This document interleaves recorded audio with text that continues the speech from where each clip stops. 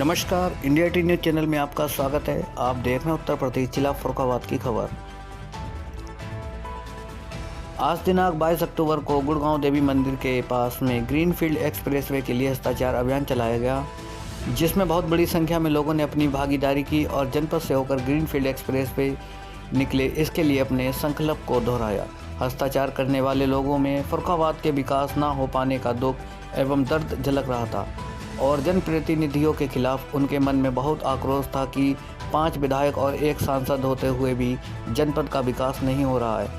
फर्रुखाबाद के प्रमुख समाज सेवी मोहन अग्रवाल ने कहा कि पहले गंगा एक्सप्रेसवे फर्रुखाबाद से चला गया, अब ग्रीनफील्ड एक्सप्रेसवे भी फर्रुखाबाद से निकलकर मैनपुरी की तरफ जा रहा है और हमारे जितने भी जनप्रतिनिधि हैं वे इस मुद्दे पर चुपचाप बैठे हुए हैं, जिसके कारण से फर्रुखाबाद विकास की यात्रा में बहुत पीछे छूट रहा है। उत्तर प्रदेश सरकार जो भी एक्सप्रेसवे बना रही है उनके आसपास इंडस्ट्रियल कॉरिडोर का निर्माण कर रही है। यदि अपने यहाँ से भी गंगा एक्सप्रेस निकल रहा होता तो जनपद में औद्योगिक विकास होता। अब अगर ग्रीनफील्ड एक्सप्रेसवे ना निकले तो भविष्य में जो जनपद में विकास की संभावनाएं हैं वह भी खत्म हो जाएंगी। इसलिए बहुत आवश्यक है कि ग्रीनफील्ड एक्सप्रेसवे फर्रुखाबाद से होकर गुजरे। फर्रुखाबाद विकास मंच के जिला अध्यक्ष भैयन मिश्रा ने कहा कि जनता के अंदर जो विकास की पीड़ा है वह हमारे जनप्रतिनिधियों को बिल्कुल भी नहीं दिखाई दे रही है। लगातार सांसद और विधायक बनने के बाद भी जनपद का विकास न होना बड़ा दुर्भाग्यपूर्ण है। फर्रुखाबाद से सानू खान की रिपोर्ट।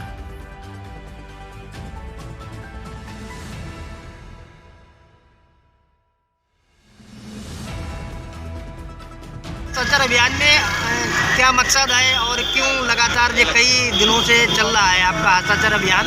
सभी लोग सहयोग कर रहे हैं। क्या फर्रुखाबाद के साथ में आपको लगता है ऐसा सौतेलापन लगातार होता चला जा रहा है?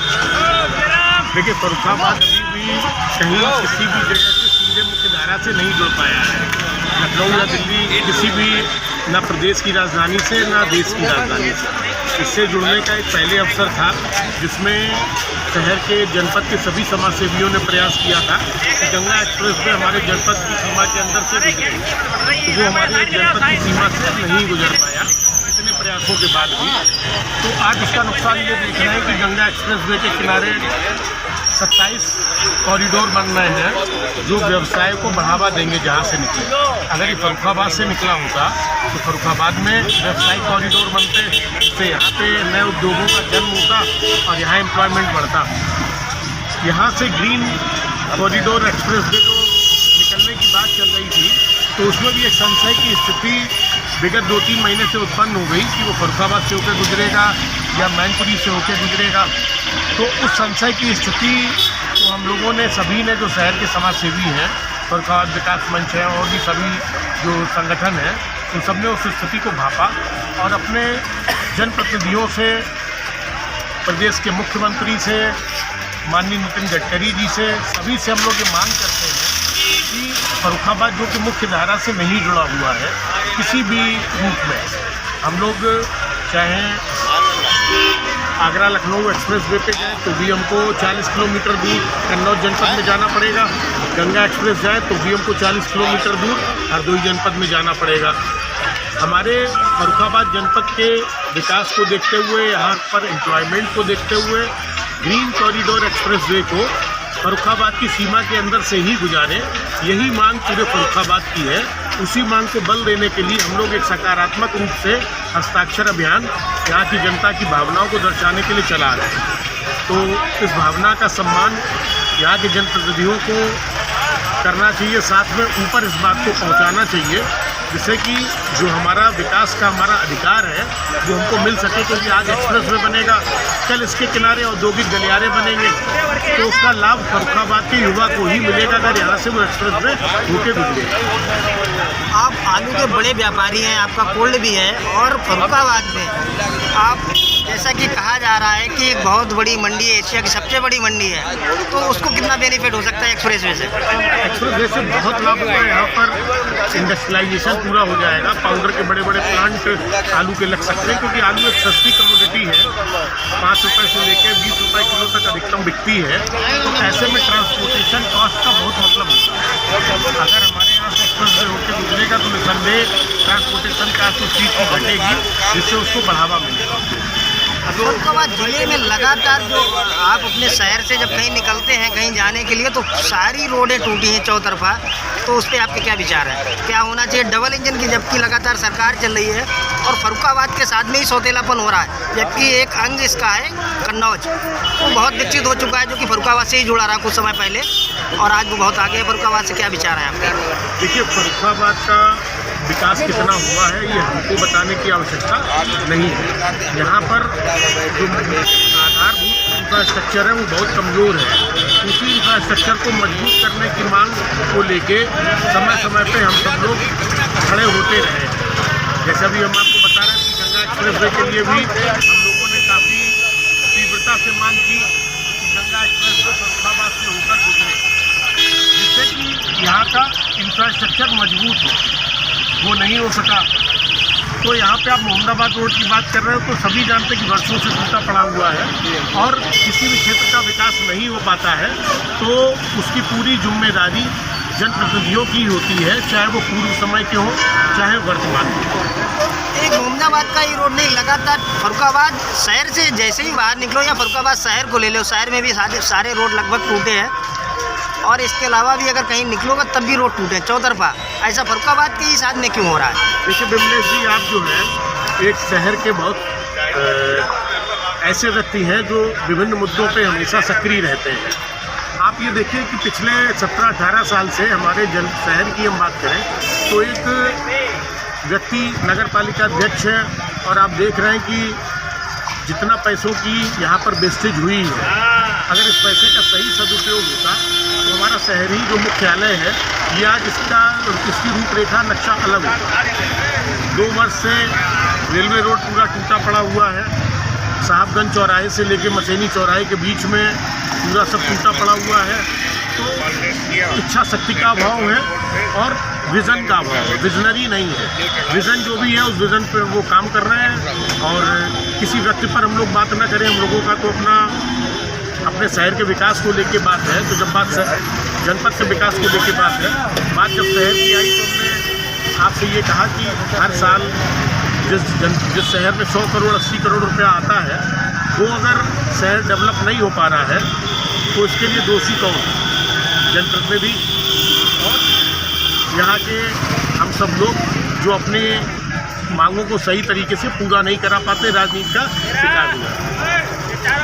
आश्रित अभियान के बाद में अगला क्या होगा? आपका अगला कदम क्या करेंगे? क्या विचार हैं? क्या सोचा है आपने? देखिए, हम लोगों की सीमाएं बहुत कम हैं। हम लोग केवल अपनी बात को ऊपर तक पहुंचा सकते हैं। ये सारा दायित्व यहाँ के जनप्रतिनिधियों का है कि यहाँ की जन भावनाओं को जो आप हम सब लोग संकलित कर रहे हैं इसको ऊपर तक पहुँचाएँ, माननीय योगी जी तक पहुँचाएँ, माननीय नितिन गडकरी जी तक पहुँचाएँ और NHAI द्वारा जो DPR बन रहा है उसमें फरुखाबाद को होते हुए ही इसको बनवाने के लिए अपना अथक प्रयास करें, क्योंकि यहाँ की जनता ने उनको मत दिया है, विधायक चुना है, सांसद चुना है, तो ये उनका दायित्व बनता है कि यहाँ के विकास की लड़ाई को ऊपर लड़ाएं।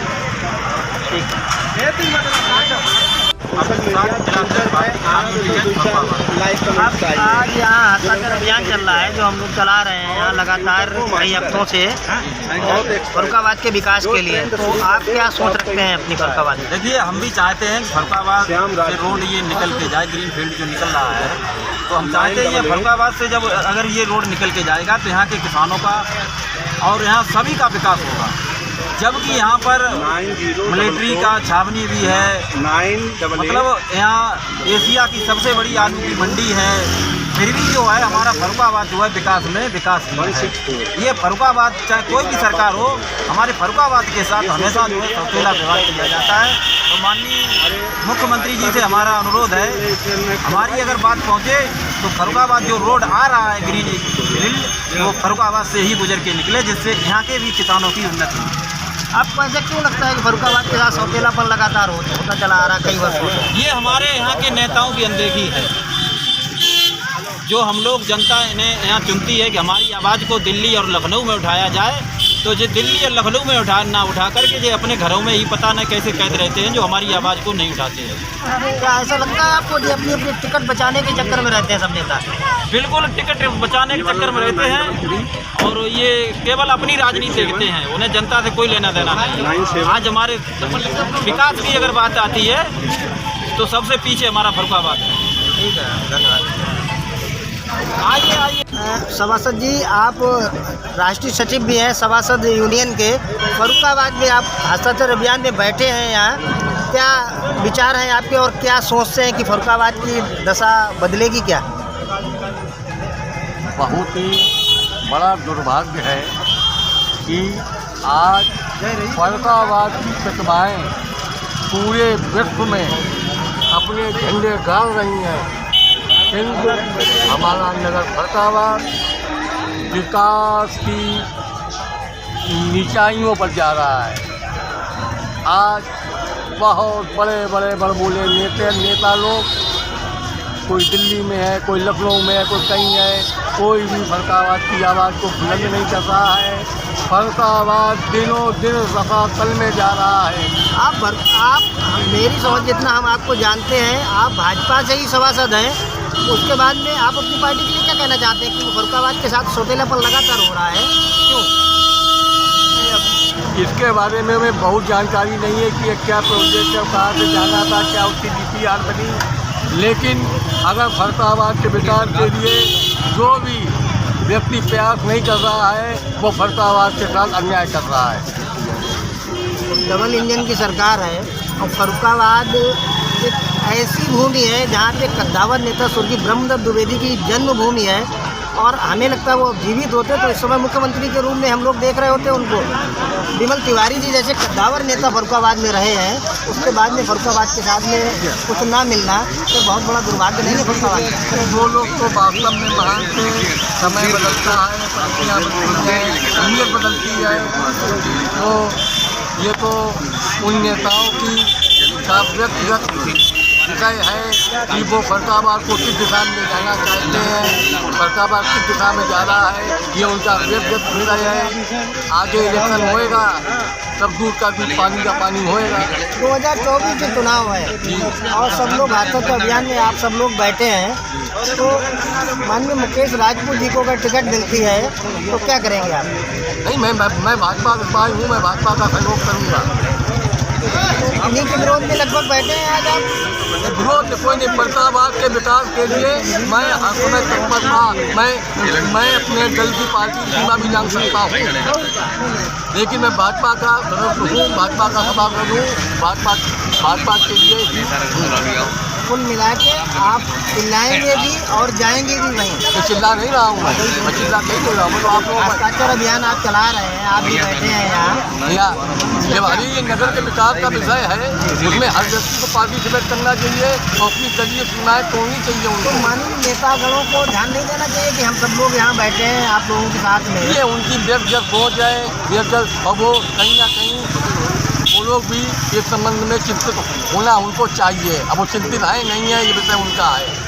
लड़ना चुनाव उनको है, जीतना उनको है, जो भी रिजल्ट लेना है उनको लेना है, ये विषय उनका है।